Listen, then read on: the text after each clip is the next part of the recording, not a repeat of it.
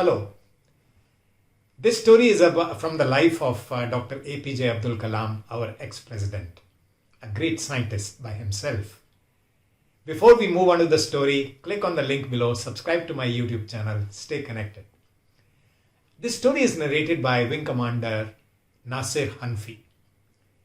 Way back in 1998, when PSLV project was underway, and it was being developed very, very clandestinely, very secretly to avoid detection by US satellites.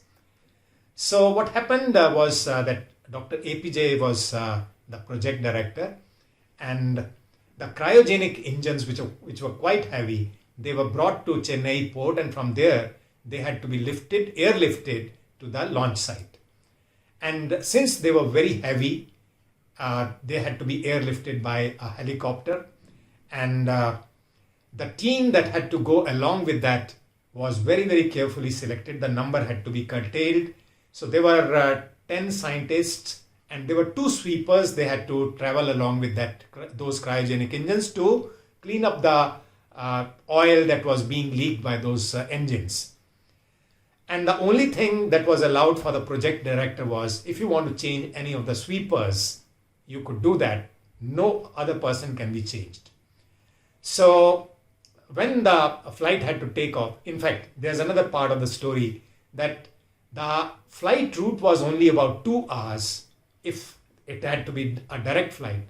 But to avoid detection, a zigzag route was taken with lots of halts in between. So those 2 hours, that flight became actually total 16 hours, including the halts. Now, when the flight of helicopter was about to take off, Dr. APJ Abdul Kalam, not many people recognized him. He came running to the helicopter and said to the pilot that I need to come in because I have missed my flight and I need to be there on the launch site. So the pilot said, no, it's not possible. We can't do that. And he said, no, it has to be done. So he said, can you wait for a little while? I'll get the permission.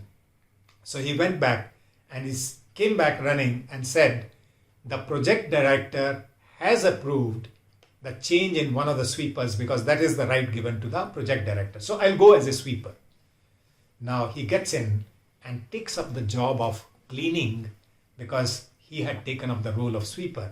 When other scientists noticed this, they were surprised. They said, sir, please don't do that, because they knew that they're project director.